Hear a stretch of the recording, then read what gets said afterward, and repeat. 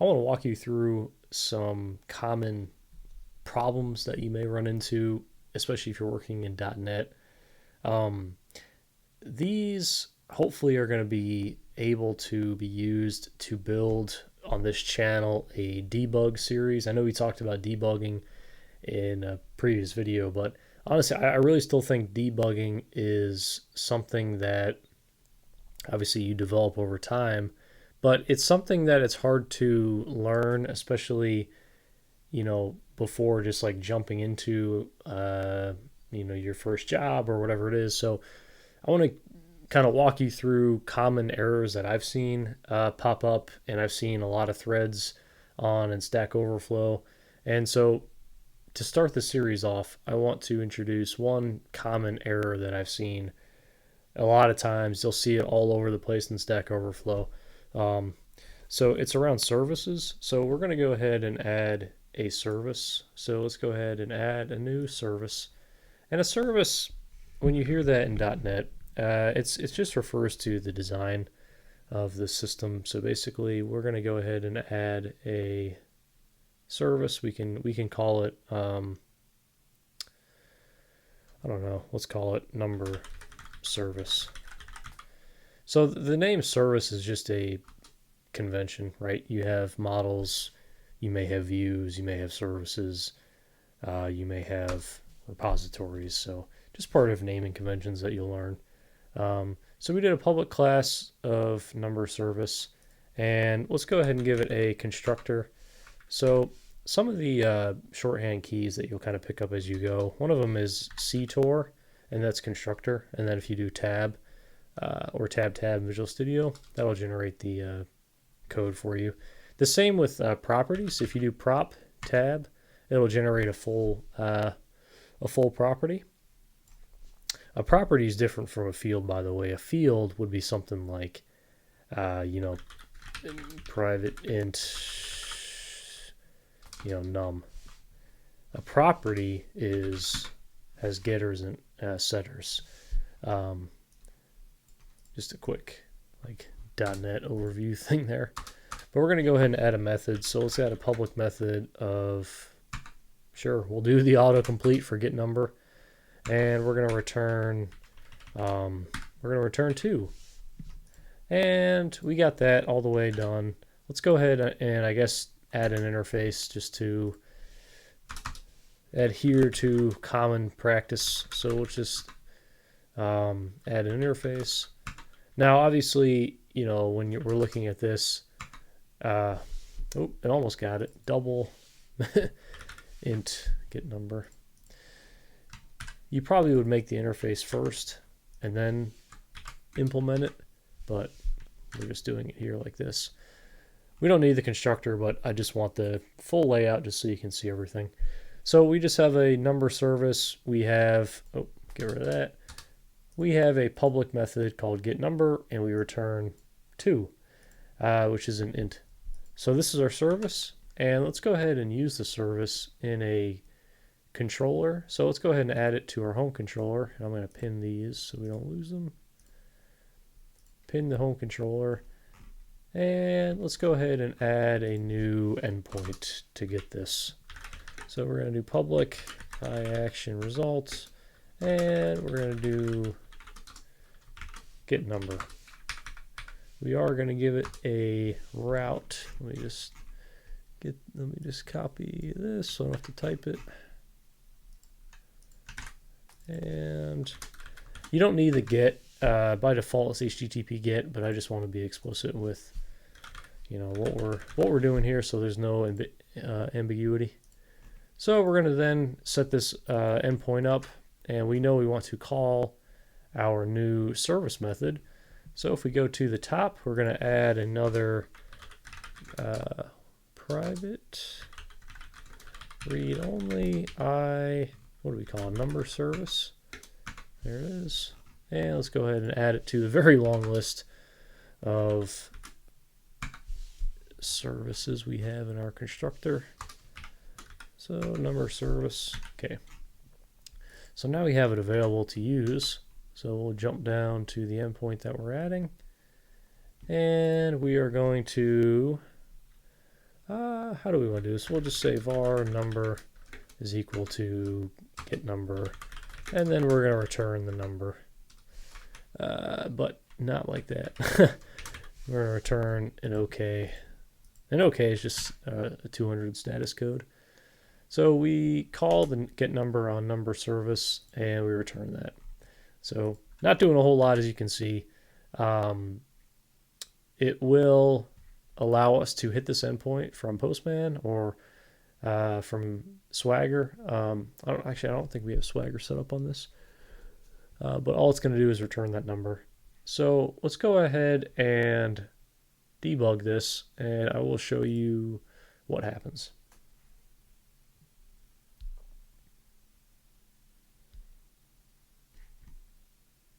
And it seems like it's fine. Everything is running. I have a background service running.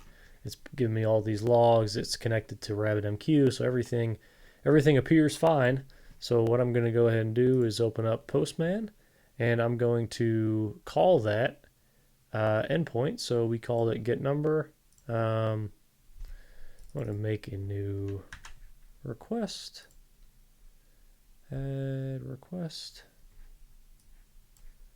And this is called get number. And let's just get number. Okay. So you can see we got an error returned, 500 error. It says unable to resolve service for type 2Shark engine service iNumber service while attempting to activate the home controller. So I've seen this error, this specific error, invalid operation exception, unable to resolve service for type. I have seen that so many times come up on threads, Stack Overflow, that question, variations of that question, and it's going to be something that you are inevitably going to run into whenever you're programming and whenever you're coding in an environment that supports dependency injection. So dependency injection is a design pattern that allows you to basically decouple your services from the dependencies that it requires. So basically it avoids dependency injection at its root basically avoids having you do this. So we would be like var service is equal to new number service.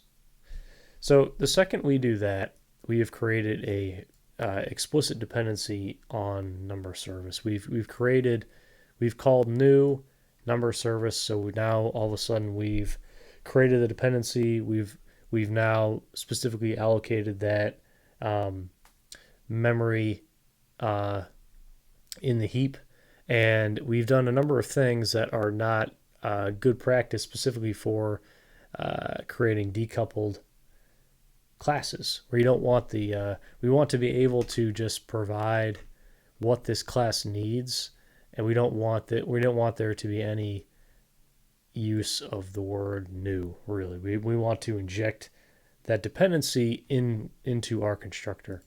So that's where dependency injection comes into play, and specifically we're dealing with constructor injection. There's different types of dependency injection. You can have property injection, you can have constructor injection. Constructor injection is the typical one that you're going to be dealing with in terms of dependency injection. So you can think of it like whenever we start our application has a root node essentially, and dependency injection basically will make a graph of our application. So whenever we call home controller, we are now adding a new node to our graph. So let me actually draw this out, because I think that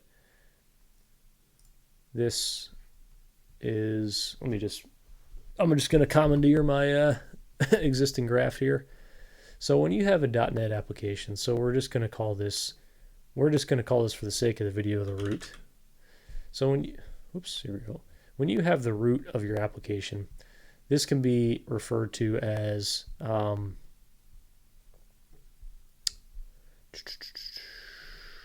the home controller. And there we go. Okay. And very importantly, whoops, we need an arrow because the graph goes down. Just like this. Okay. So whenever we call something on the home controller, we have to follow the root of, or the nodes of our application.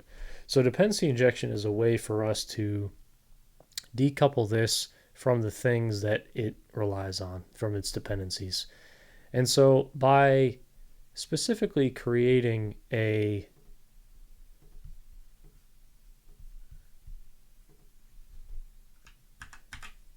root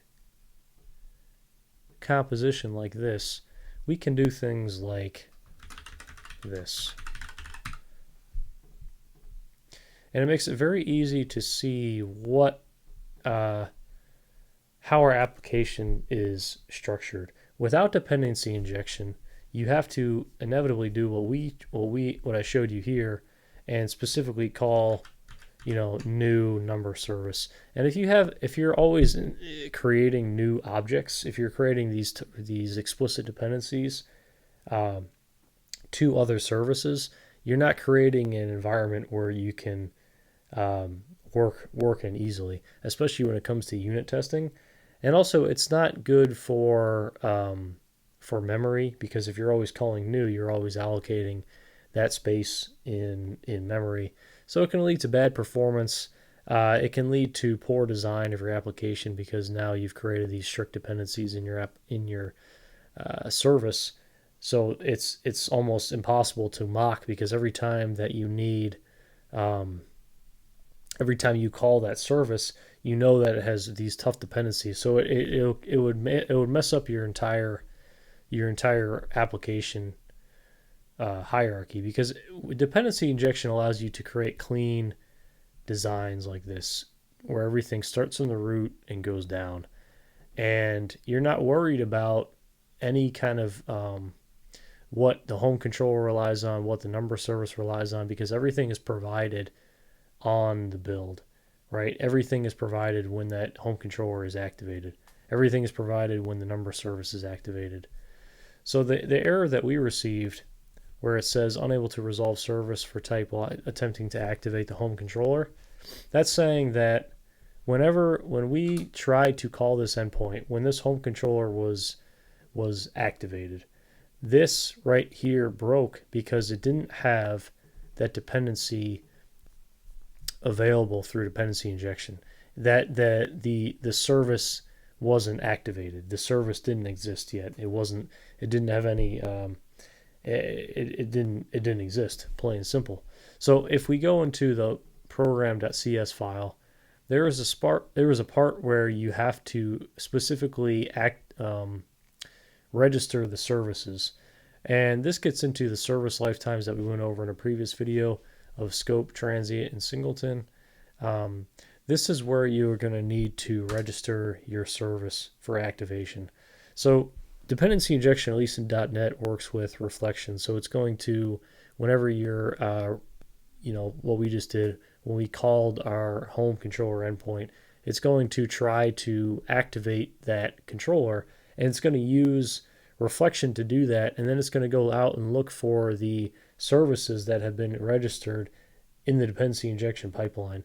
And if our service has not been registered, it's not going to provide that to the controller correctly, and it's going to break. So we have to add it into our pipeline here. So we can say services. We're just going to make it a scope service. And again, a scope service is going to provide one instance per request response lifecycle. So we're going to use numbers, our interface, and our implementation of the interface, the number service.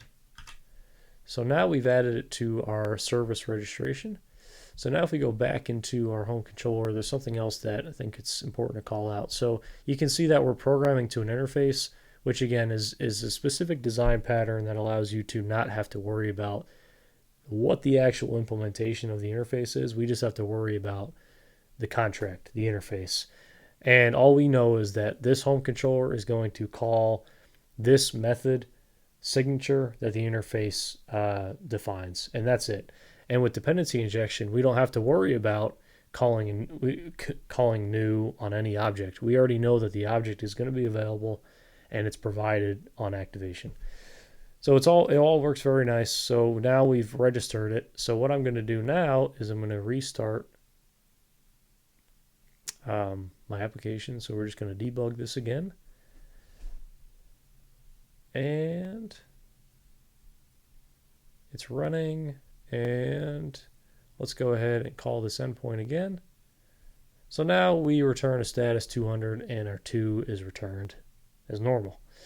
So that's just one thing that you have to watch out for in .NET is sometimes you'll be adding services, you're coding, whatever, you're working in an existing legacy environment, whatever it is.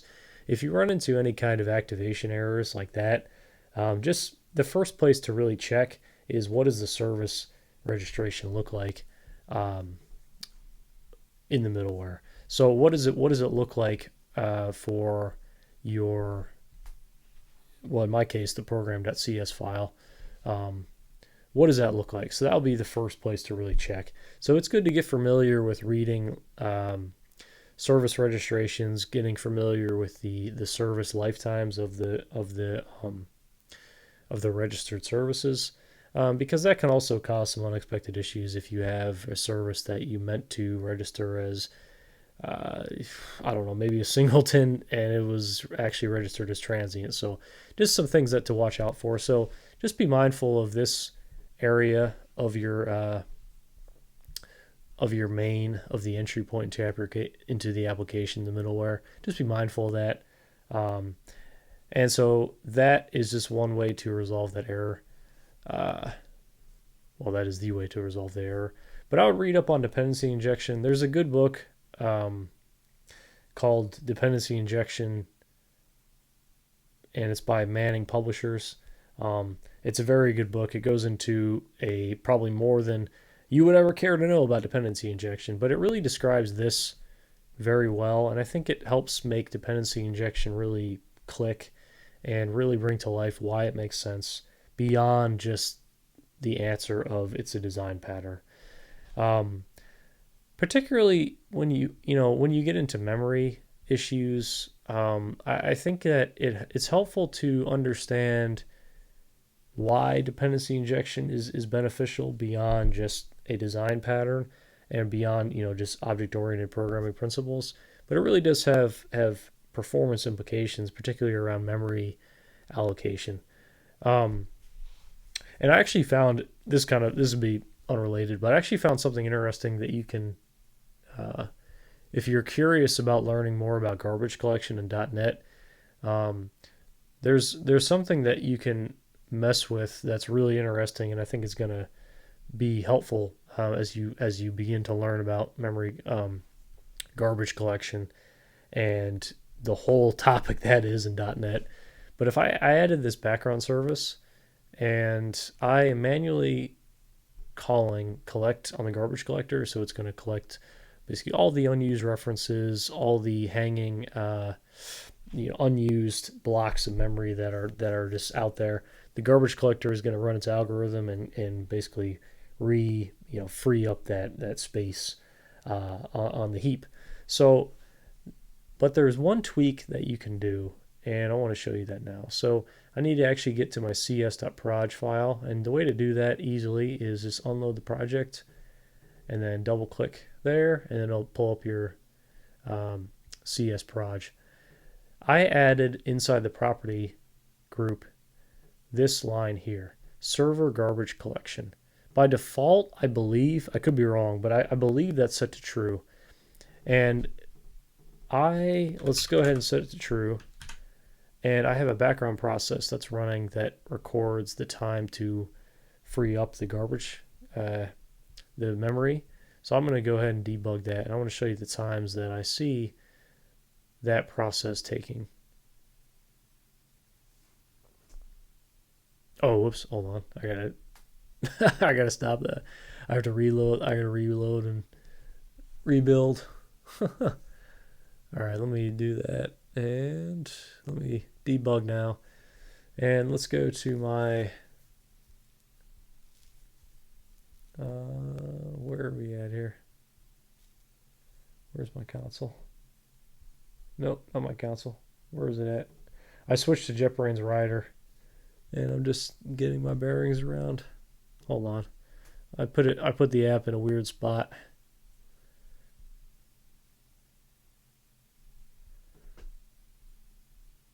There we go. All right.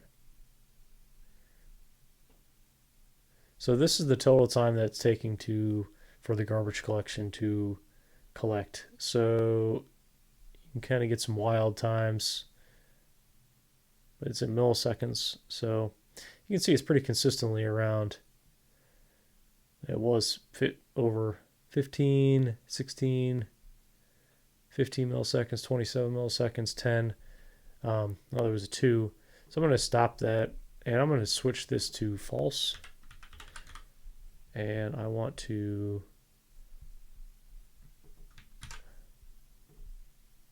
rebuild and debug that again. And if you go to the console, the time is going to be lower than what it was before. So there's two main garbage collection types. There's workstation garbage collection, and then there's server garbage collection.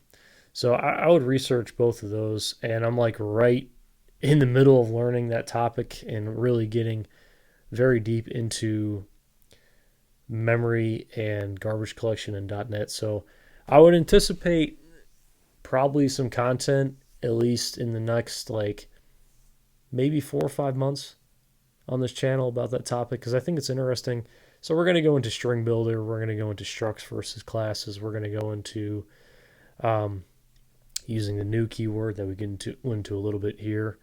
We're going to go into garbage collection, we're going to go into large object heap, small object heap, and we're going to go into the different generations, different caches, L1, L2. We're going to go into a lot of very technical stuff, hopefully.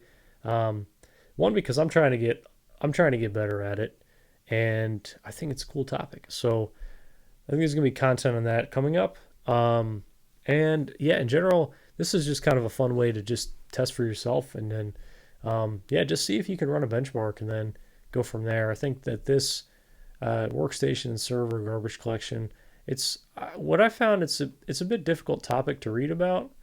There's definitely information out there. There's Microsoft Docs. I don't know how much third-party information there is out there beyond like the occasional question on Stack Overflow. I don't know. That's just something kind of neat to play around with if you're curious.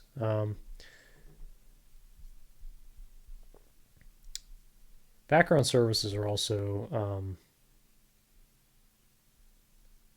pretty interesting topic too when it comes to .NET. A couple different ways to do it.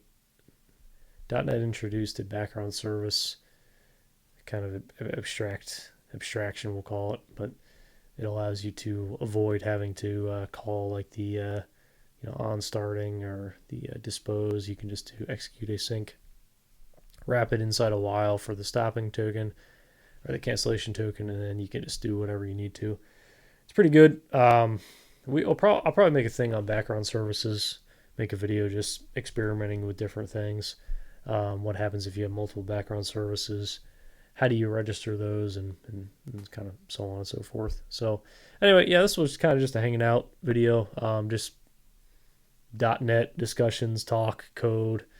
So if you want to see more of these, let me know, because I feel like I'm always kind of messing with code on a casual level, not like, a super formal like how-to video. How-to videos are okay, but I don't know. How-to videos for me can be really, really draining to make, just because I feel like they take the longest amount of time because there's a lot of setup. You kind of market it as like a guide, which I in no way want to market any of this as like a guide for how you should do things. I really just like experimenting and just trying things and see what happens. So this format of video, these long form discussion, casual conversations, and working in the code, I think is really what I like doing. So, and that's kind of what we saw happen on the stand up series. Because I like talking about this stuff and I think it's interesting, but I also think it's beneficial to kind of go through and walk through errors like we saw and just talk through like, you know, the general ideas. And I think there's two approaches you can take to a YouTube channel. I think one approach is you approach it like it's a TV show. It's like a scripted, perfect guide with no errors. The other approach is like just some person made it and they're just talking. And that's the approach I'm taking. I'm not in any way making 100% like correct guide. I'm just talking generally, just discussing ideas and concepts, and if it makes sense, it makes sense. If it doesn't, so be it. And it's a learning tool for me primarily. That's always what this channel has been, and that's what it's going to continue to be, is learning the process and learning all these topics, and as we go deeper in the rabbit hole of .NET and software engineering. So thank you all for watching, and I will see you on the next one.